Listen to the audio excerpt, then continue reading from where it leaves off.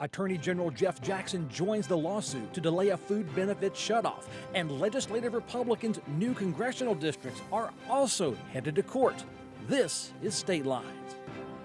Quality public television is made possible through the financial contributions of viewers like you, who invite you to join them in supporting PBS-NC.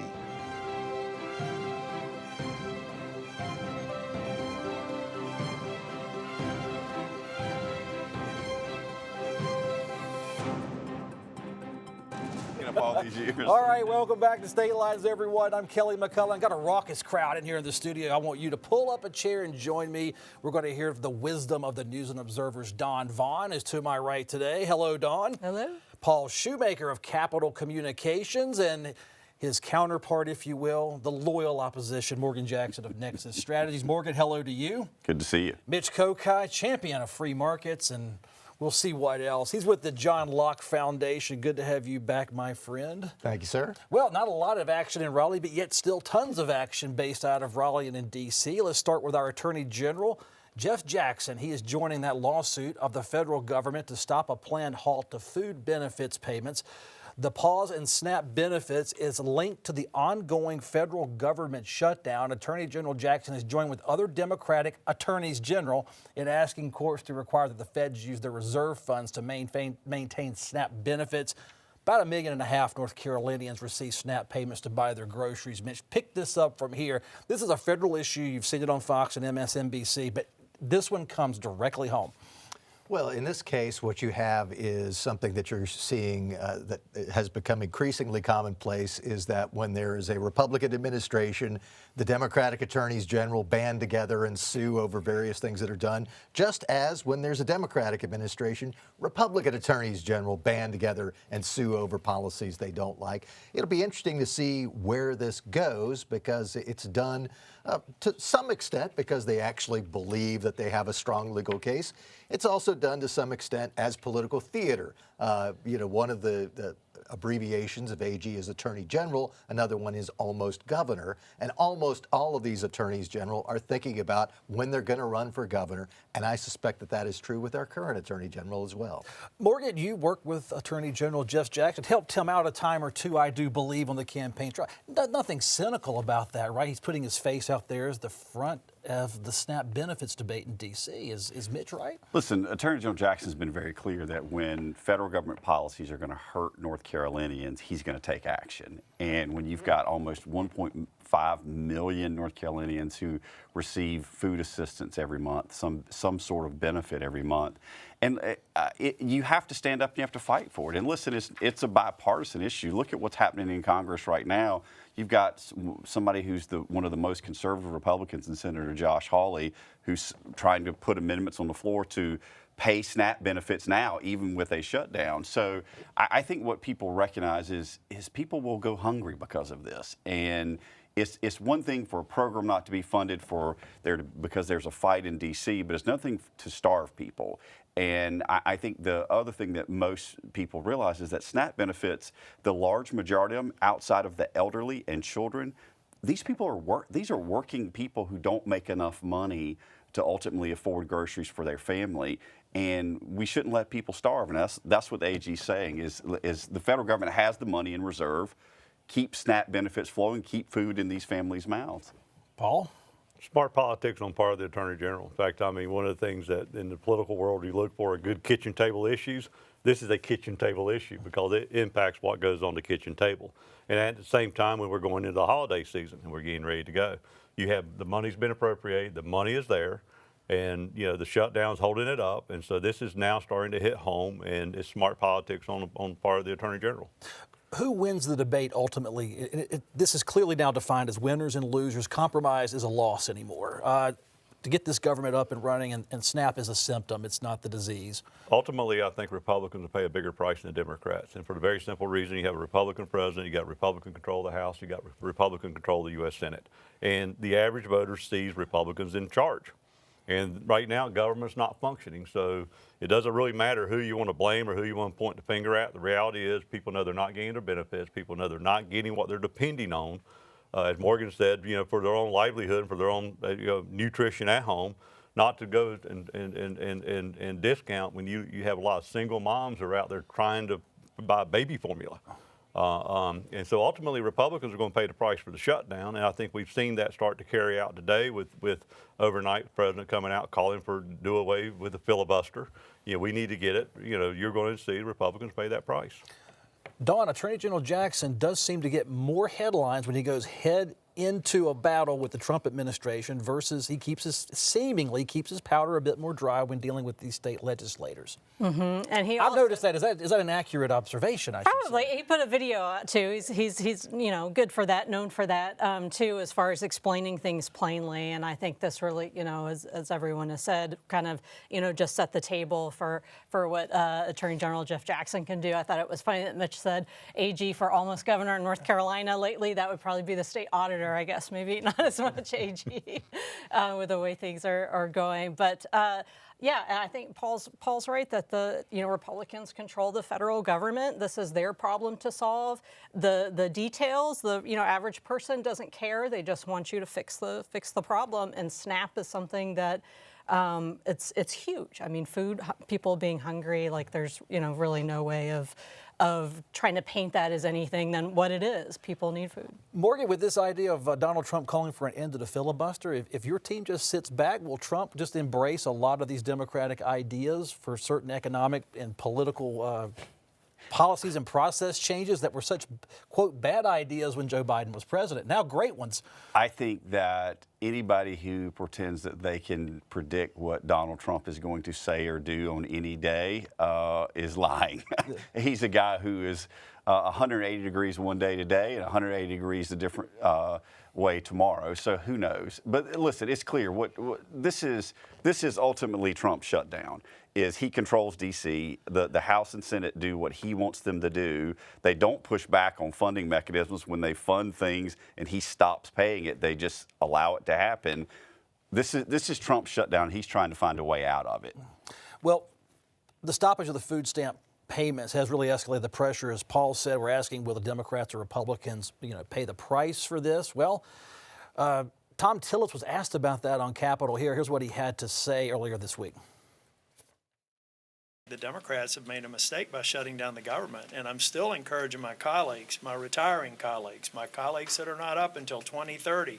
Come in, the water's fine. Voting to fund the government's not nearly as politically devastating as it seems to be. I'm somebody who likes to get out of gridlock, but this is one where I think the Democrats own it and Republicans should stay firm. Mitch, I will say this. I'm supposed to be objective. That man looks relaxed as a U.S. Senator can be right now. And he probably is, because he knows he doesn't have to run for re-election again. He can say what he wants, say what he thinks. And in this case, this feeds into something that we've been talking about, that this is the Republicans' situation to own. And one of the reasons is because if you have to tell people that, well, in the Senate, we can't pass this unless we get some Democrats on board and we need enough of them because of the filibuster, once you start explaining that, you've lost it. People are not going beyond the fact that Trump is the guy in charge, and the House and the Senate, the Republicans in charge there, seem to be doing his bidding. If Trump's in charge, Congress is doing his bidding, and they can't get this done, it's their problem. Tom Tillis is actually making a very clear, cogent argument about the Democrats in the Senate who will not go along to help break a filibuster. But that's an inside baseball argument that's not going to convince the people who are really feeling pain right now. Morgan, on this debate, you're running the Cooper campaign, but as an issue, are SNAP benefits important? What would cause voters to wake up? SNAP benefits versus military pay in North Carolina? Yeah, it's a lot of the stuff, and Mitch is right, a lot of this is process. It's inside baseball. What matters to people is what actually affects them. Paul talked about kitchen table issues. He's dead on right about that. It is when your paycheck doesn't show up, when your food assistance money doesn't show up, that alters the way that you act as a family and the things that you have access to. It's a problem. Listen, we're already living in a world where the price of everything is too much and continues to go up.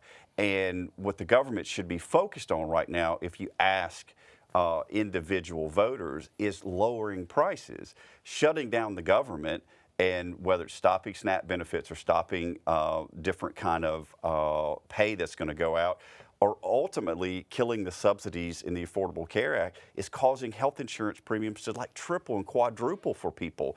And so my point of that is the government shutdown is continuing to make prices worse, which politically makes it worse for Republicans because they could, again, as everybody said, have to own the shutdown in people's eyes because you can't explain your way out of it.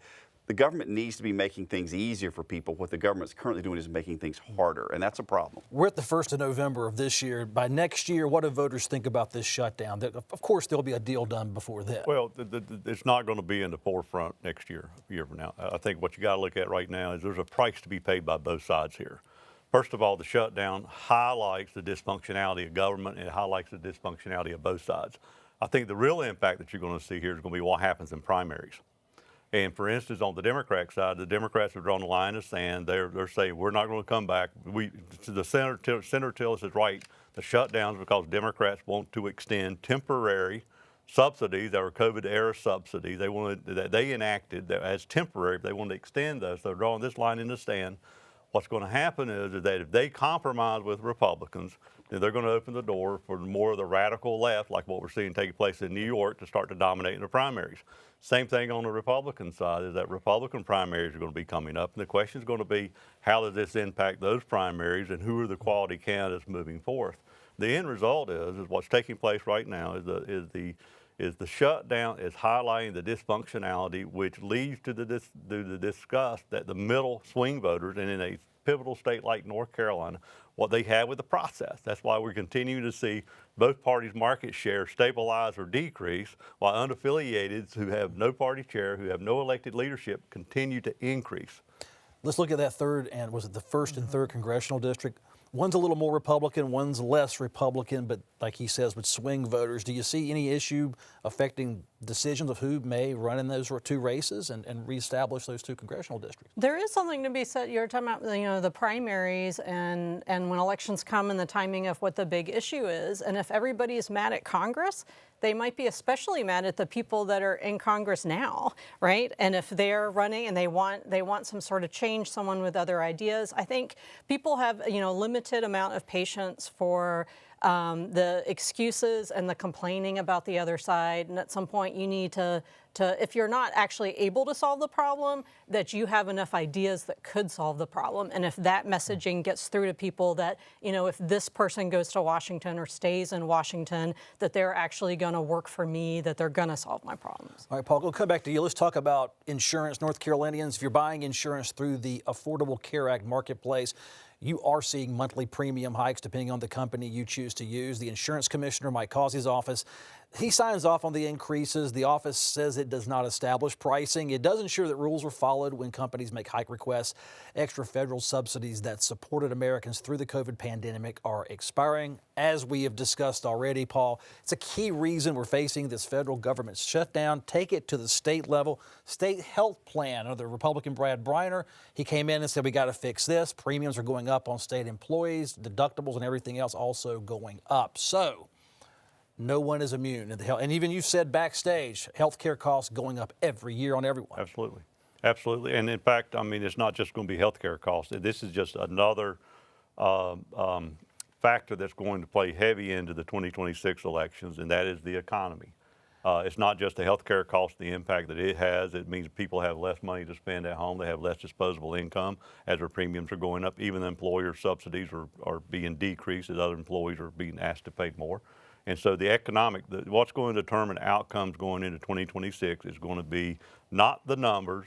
It's not going to be the arguments made about where the inflationary index is, whether the economy's doing well or not doing well. It's going to be how people feel about their disposable income at home and what they have and able to spend. Healthcare is a big bite. As I told you backstage, my healthcare premiums are greater than any mortgage I've ever had on a house. Okay, and I'm privately employed. Self-employed, and so it is a real, it's a real life impacting event, and it's only going to continue to become so. And to Paul's point, it's going to be important not to emphasize the numbers saying we've created this many jobs or the inflation rate is this. It's going to be what people really feel. Do they feel like their economic conditions are better than they were when they elected the crowd that's in office, or are they worse? And if they feel that the conditions are worse, that's going to bode poorly for the people who are in power. I want to show you the impact this has, and particularly the impact on healthcare premiums are going to impact dramatically in red states. By the way, when you have Marjorie Taylor Greene coming out and wanting to say we have to do something about fixing this, we have to address this, we have to extend this. I mean, it shows you the extent and how deep that's going to run. It's going to become a major problem. Not just now, it's going to become into the future. One of the things that's lacking on the Republican side, and I can take part of the responsibility and the blame because I ran a lot of ads saying let's replace Obamacare. We never had a plan. Today, Republicans don't have a plan. The fact of the matter is we're leading into a health care crisis, and neither side really has a sound, physically responsible plan to address that. Dawn, take us to the Medicare debate. Still short funded in Raleigh, so across the board, whether you can afford your own insurance or not, seems the machine of healthcare is starting to misfire a bit. I mean, you could have a lot of shows about, all the problems with healthcare. I think something especially important I think we're all in open enrollment now, like if you're looking at, what you want for your coverage and generally do you want to buy the most expensive plan for the best coverage, and you've got to weigh, but what your decisions are about how much money is coming out of your paycheck for those on that kind of insurance. But when everything else costs more, and now your take-home pay is even less because of your whatever you're paying for healthcare, or if you don't have it through your job, then it's all worse. And then you see the federal government is shut down, and people can't even get the food that they need, and everything is so expensive. Obviously, you're going to see it with, are people going to buy things? I'm interested to see how Christmas turns out this year. Are people going to spend as much when your health care went up? Everything you buy at the grocery store is more. So how much of your spending is going to go for all these extras that, our economy depends on? Morgan, this inflation debate, price increase debate, if you're a Republican, I remember they blamed Joe Biden's policies, government spending for inflating the economy. It looks like it never got better, and it's just coming back cyclically to debate. So Democrats had a shot stimulating the economy. The economy. There's a comedy involved here.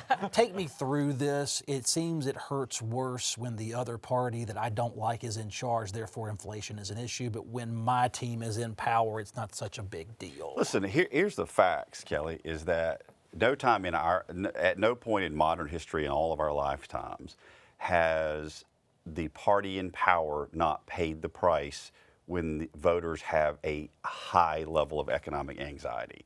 And that's and we've seen it at different things. It was inflation in 2024. It is clearly an inflation in 2025. We saw back in 2008, 2010, it was employment anxiety, that it was more coming from that angle than it was the inflation. And so I think it's a huge problem for Republicans, largely because they're in charge. And it was a huge problem for Joe Biden and Kamala Harris in 24 because they were in charge, and voters punished them both separately and individually when they were running the top of the ticket for everything being more expensive. And now we're a year later and everything is way more expensive than it was a year ago. Mm-hmm. And so, I mean, it's sort of second everything everybody said. The one thing I want to come back to on healthcare is it is a crisis, and it's a looming crisis that's going to get worse because you have to follow through. So what happens is when premiums go up, healthy people drop out of the process. Right? They say, I can't afford those premiums. I'm healthy. I don't need it. So they end up, when they have catastrophic things, going to the emergency room, and that all gets spread to every other person. But also, you end up losing access to health care because when people drop out of the process, then those that are still in it, their premiums continue to go up. Everybody else who's in the healthcare marketplace goes up. And we lose services. And so as people lose services and don't have access to treatment, doctors move away, close practices. And it is a bad cycle once you get in this. And all of that, from the shutdown to the Medicaid jam that we are in Raleigh right now, and that not being fixed is contributing to something that's going to continue to put pressure on healthcare prices to go up. You asked earlier about impacts in District 1 and District 3, and there is a danger for Republicans who redrew that congressional map. They made District 1 more Republican, but in doing so had to make District 3 less Republican.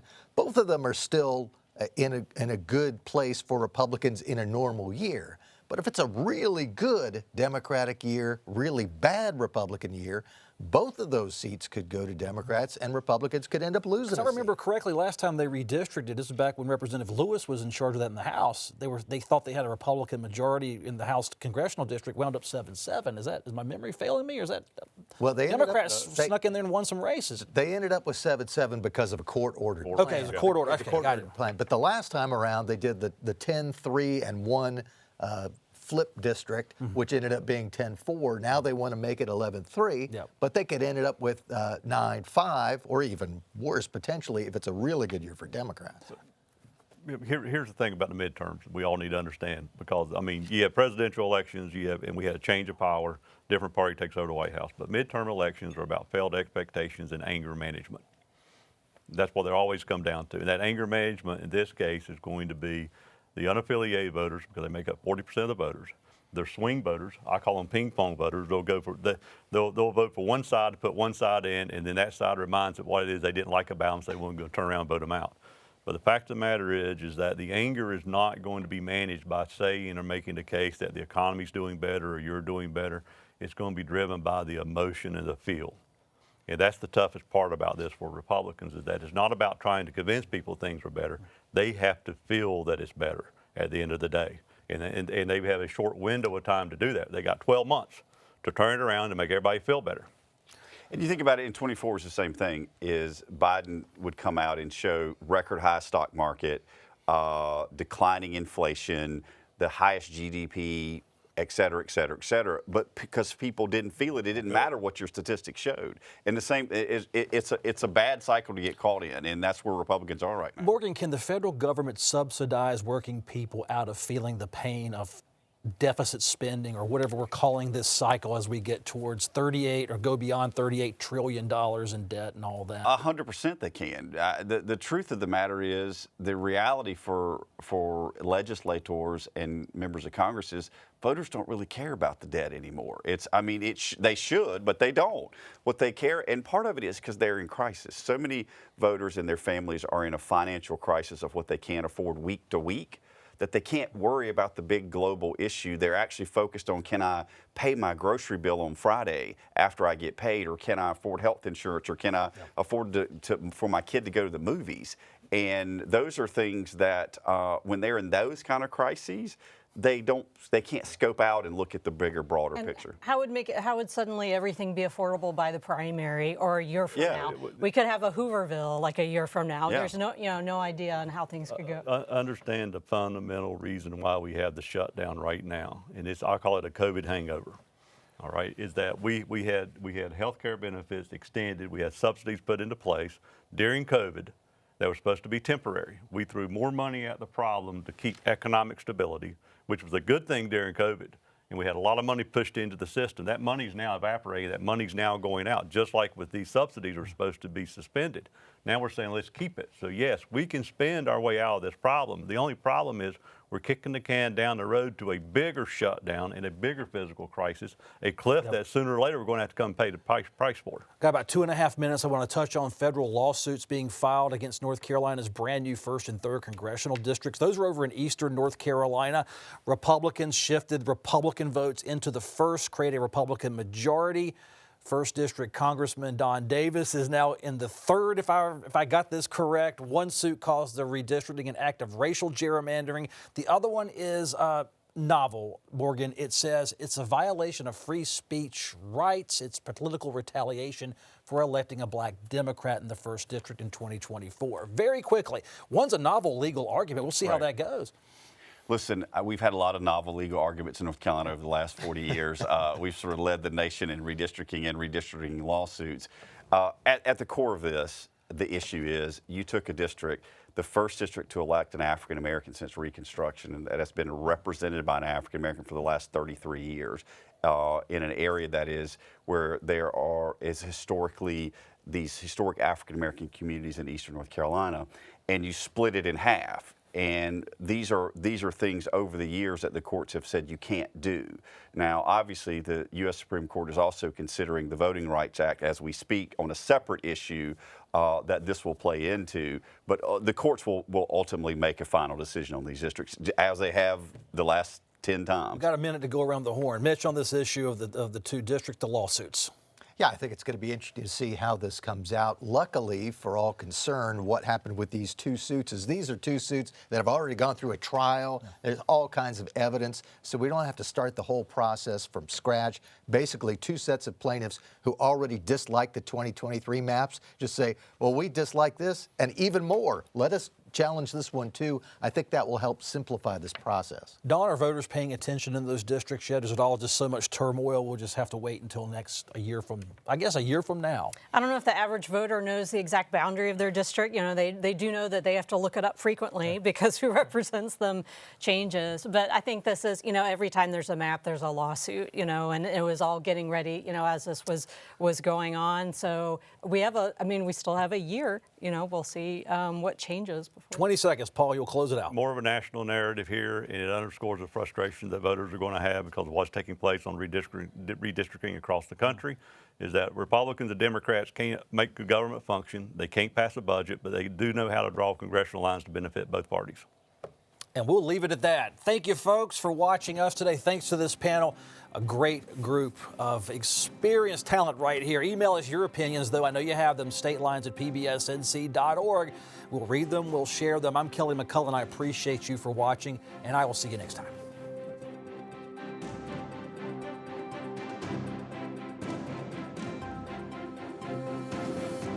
Quality public television is made possible through the financial contributions of viewers like you, who invite you to join them in supporting PBS NC.